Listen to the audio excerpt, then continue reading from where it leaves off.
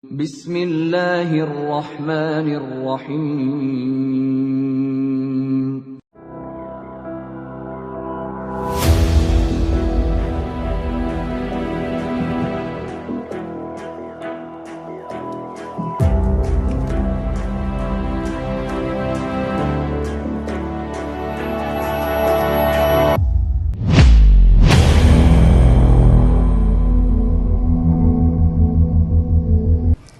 Mus'ab radhiyallahu anhu adalah seorang sahabat yang memiliki ciri khas.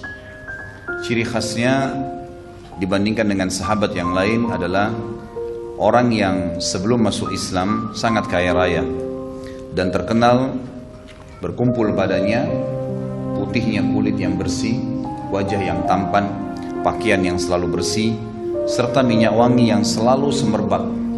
Sampai di Mekah dikenal, kalau seandainya Mus'ab sudah melewati sebuah tempat, maka pastilah masyarakat Mekah secara keseluruhan sepakat mengatakan di sini telah lewat Mus'ab ibn Umair, karena wanginya, minyak wangi yang dipakai dan mahalnya minyak wangi tersebut sehingga memiliki bau khas dan tidak semua orang memilikinya. Sampai Al-Bara' bin Azib radhiyallahu anhu, sahabat Nabi yang lain, pada saat di Mekah dia melihat Mus'ab pertama kali, dia mengatakan, saya pada saat melihat Mus'ab seperti melihat salah satu dari laki-laki ahli surga yang seperti digambarkan oleh Nabi SAW, dari pakaian yang rapi, tampan, bersih, dan segala kelebihan ada padanya.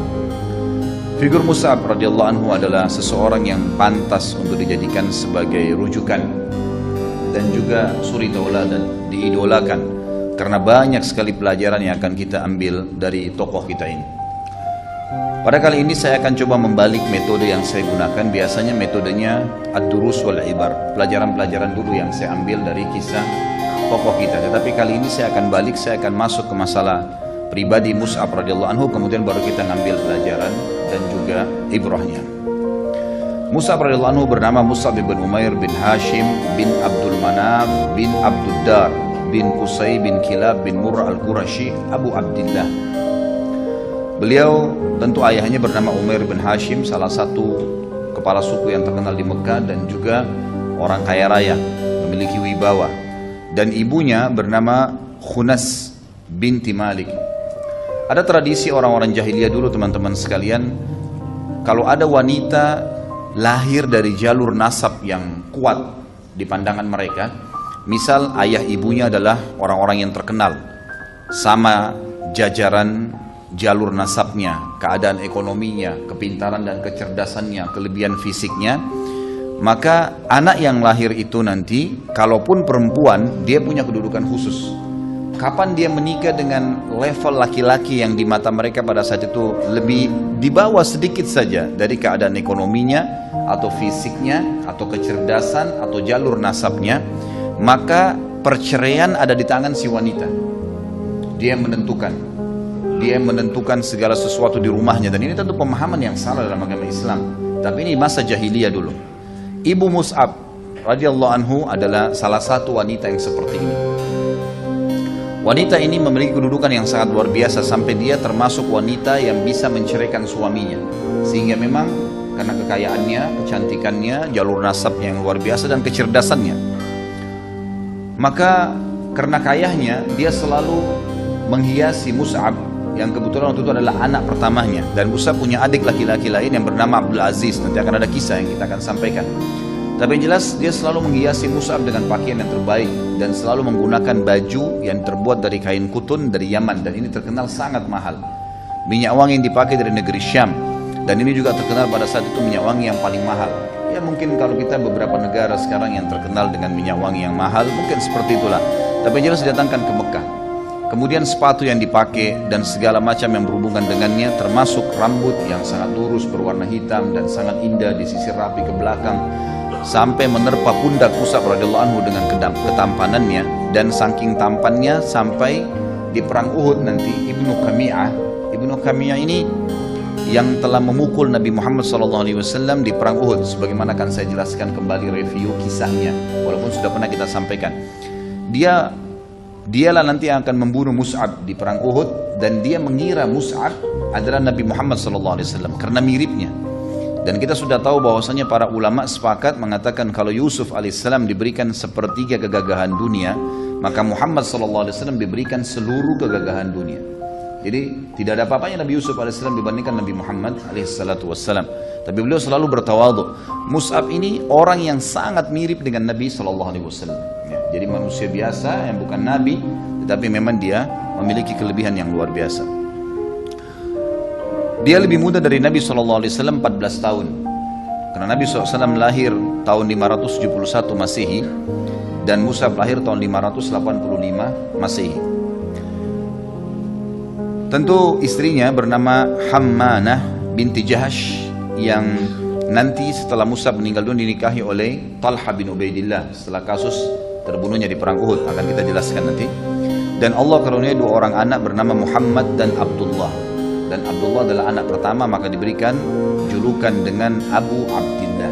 Abu Abdillah. Mus'ab radhiyallahu anhu punya kisah yang menarik yang perlu kita simak, yaitu pertama awal dia masuk Islam.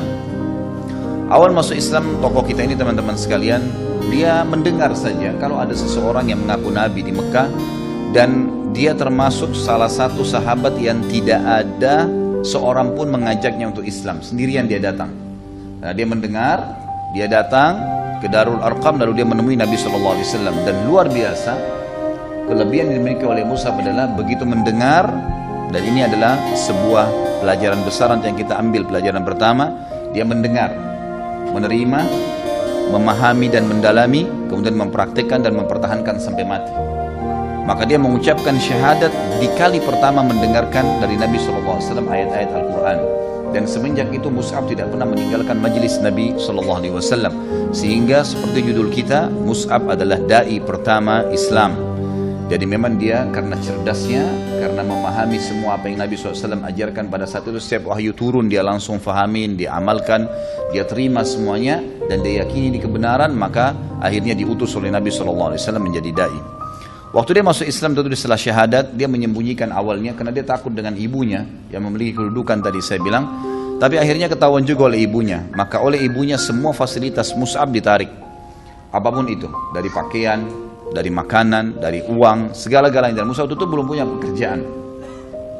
Kemudian dikurung di dalam rumah dan dijaga oleh beberapa bodyguard kalau kita sekarang, dengan badan-badan yang kekar dan siap memukul Mus'ab setiap saat kalau dia mau lari. Sampai akhirnya tentu setelah dia masuk Islam dan dia dihukum seperti ini, datanglah perintah Nabi SAW membolehkan para sahabat untuk hijrah ke Habasyah, ke Ethiopia, dan beliau pun ikut hijrah. Dan Mus'ab termasuk salah satu sahabat yang hijrah 3 kali, 2 kali ke Habasyah dan 1 kali ke Madinah. Dan ini tentu nanti akan kita sebutkan juga dalam pelajaran kita, ada fadilah hijrah, walaupun sudah saya sebutkan juga di beberapa sahabat kita yang lalu. Yang jelas Mus'ab radhiyallahu anhu memiliki kelebihan yang luar biasa dari manaqibnya, dari kelebihan-kelebihannya. Yang pertama, beliau adalah as-sabiqun al-awwalun ilal Islam. Beliau orang yang pertama masuk Islam. Dan kita tahu orang-orang yang pertama masuk Islam adalah orang-orang yang akan menjadi contoh, gitu kan? Dan akan memanen pahala orang yang datang setelahnya. Kemudian yang kedua, kelebihan Mus'ab radhiyallahu anhu adalah beliau sabar dalam Islam. Setelah masuk Islam, beliau sabar dan beliau meninggalkan semua kenikmatan dunia walaupun sudah di depan matanya. Karena ibunya cuma mengatakan, tinggalkan agama Muhammad, kau akan dapatkan semua fasilitas. Apapun yang sudah saya kasih, saya akan berikan kembali. Tapi syaratnya tinggalkan. Tapi dia tidak mau dan dia terima untuk supaya dipukul, dihukum, disiksa, gitu kan. Dan ini teman-teman yang pegang buku bisa melihat dari halaman 70 sampai halaman 74 tentang kisah masuk Islamnya Mus'ab radhiyallahu anhu dan rentetan kisah bagaimana dia dihukum oleh ibunya. Tentu Mus'ab ini, jangankan Al-Bara' tadi radhiyallahu anhu yang berkata tentang kelebihan Mus'ab masalah sebelum Islam ya. Nabi kita Muhammad SAW sampai menjadi sebuah hadis menyebutkan tentang bagaimana Mus'ab pada saat transisi dari sebelum Islam sampai menjadi Islam. Kata Nabi SAW, "Ma ra'aitu bi Makkah ahadan ahsanul lummatan." Saya tidak pernah lihat ada orang yang lumma ini sebenarnya lebih tepat yang paling putih, paling gagah, paling kekar, gitu kan, paling nyaman untuk dilihat, semuanya masuk di situ. Kemudian dikatakan Nabi SAW, wala arakku hullatan, dan juga yang bajunya paling bagus. Setiap orang lihat, ya, rapi, neces, dan seterusnya. Semuanya, bajunya bagus, mewah. Wala an'ama ni'matan min Mus'ab bin Umair, dan juga tidak ada nikmat yang mengalahkan nikmat-nikmat yang sedang bertumpuk pada Mus'ab. Teman-teman sekalian, setelah masuk Islam, ada sebuah riwayat menjelaskan di Madinah, pernah satu kali Mus'ab radhiyallahu anhu masuk ke dalam masjid.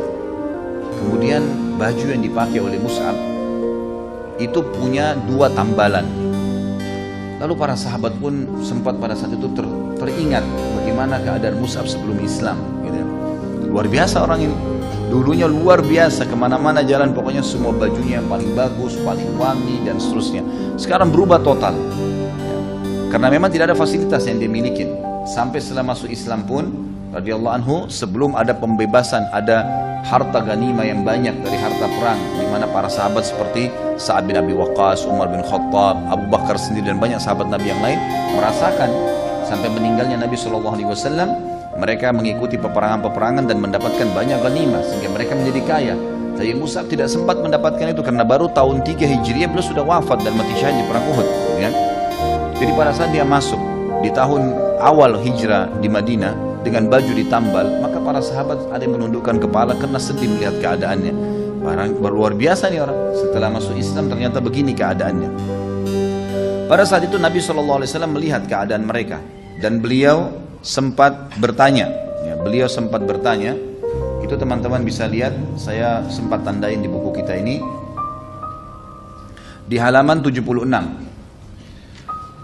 Ali radhiyallahu berkata, aku datang ke masjid lalu Mus'ab bin Umair datang kepada kami sambil memakai sebuah jubah yang ditambal dengan kulit. Padahal sebelum itu dia termasuk pemuda Mekah yang paling makmur dan hidup dalam kemewahan. Ketika Nabi SAW melihatnya, beliau menangis. Nabi SAW menangis karena teringat kenikmatan masa lalu Mus'ab dan beliau melihat keadaannya saat itu sehingga kedua mata beliau meneteskan air mata. Kemudian beliau berkata, dari sini Nabi SAW berkata karena melihat Mus'ab, tapi bertanya kepada semua sahabat.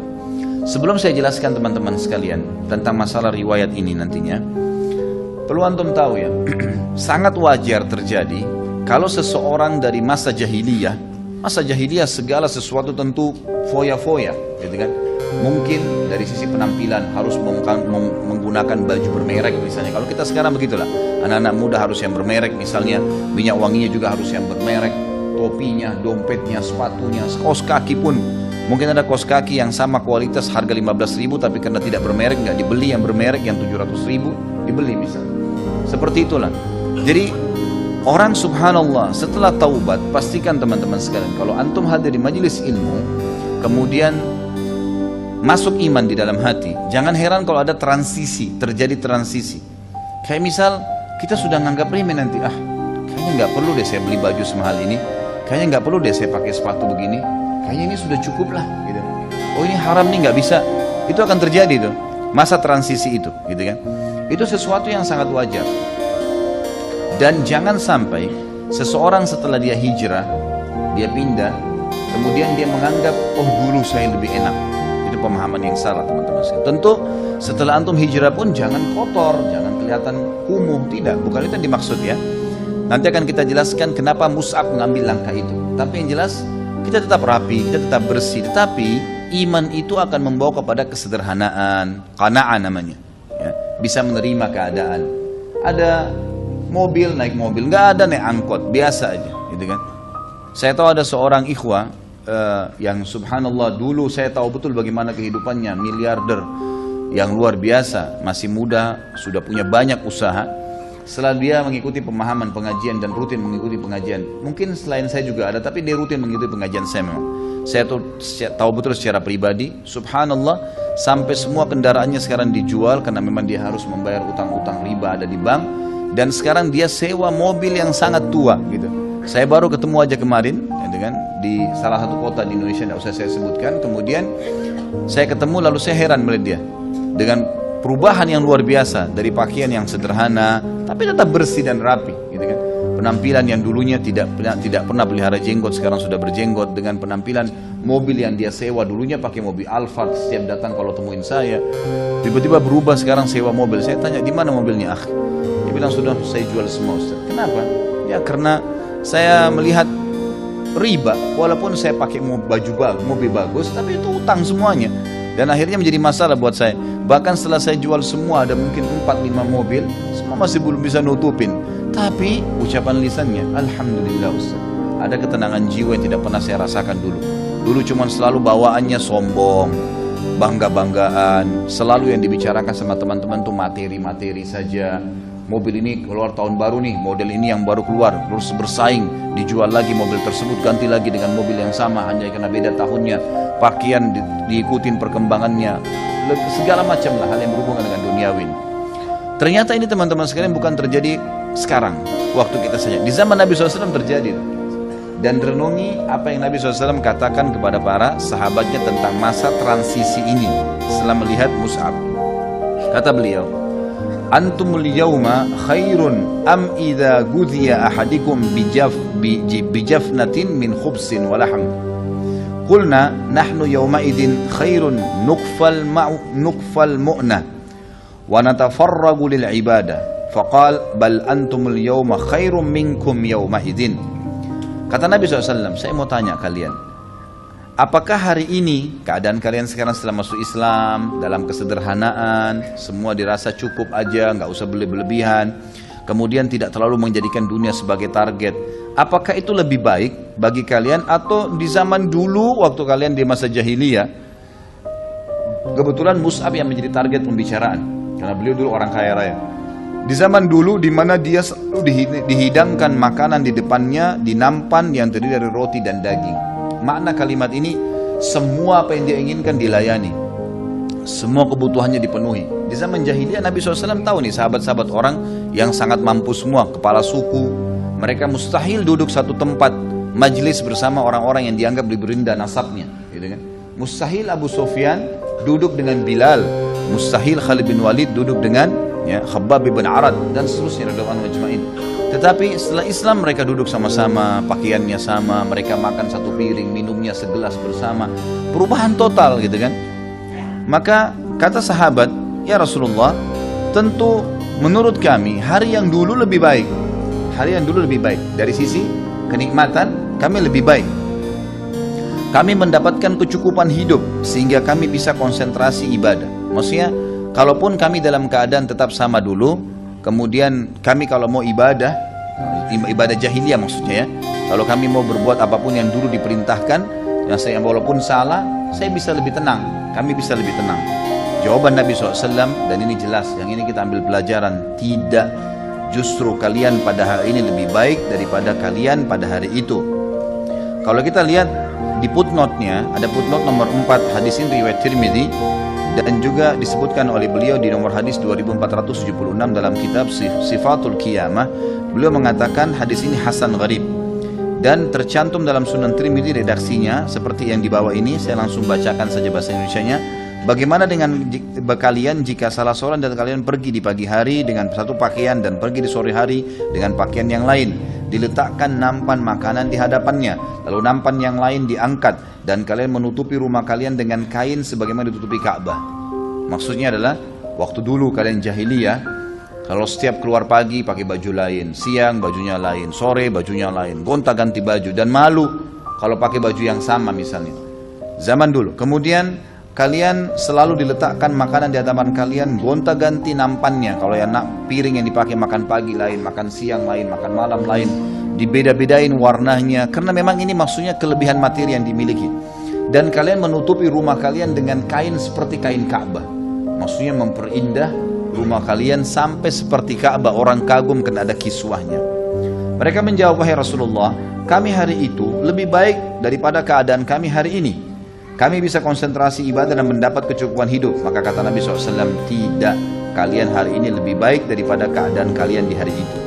Baik, kenapa secara khusus saya pilih hadis ini teman-teman? Karena saya yakin kalau antum beli bukunya, mungkin tidak faham kalau tidak dibaca ini hadis ini. Karena ini seakan-akan sebuah penyampaian yang butuh penjelasan memang.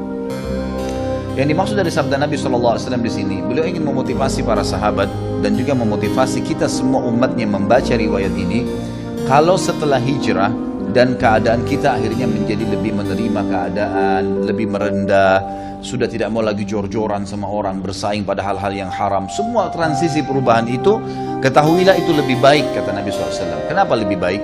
Karena kita akan mendapatkan, kita tidak akan mengejar dunia, kita akan mengejar yang dikenal dengan akhirat. Dan ini bentuk kasih sayang Allah kepada orang-orang yang beriman. Mereka tidak akan berlebihan. Seperti pernah saya jelaskan kasus teman-teman sekalian, kasih sayang Allah ini sangat luas sampai kepada seorang pencuri pun. Kalau seandainya dia dikeroyokin oleh massa, kedapatan dan dikeroyokin oleh massa, sehingga akhirnya dia berhenti untuk mencuri atau mungkin babak belur, tetap kata ulama ini adalah bentuk kasih sayang Allah. Karena Allah tahu kalau dibiarkan dia tidak dikeroyokin, Allah tidak bongkar pencuriannya, maka dia akan mencuri lebih banyak dan akhirnya masuk ke neraka, dan neraka dia akan menyesal karena Allah sayang diberhentiin tuh, gitu kan.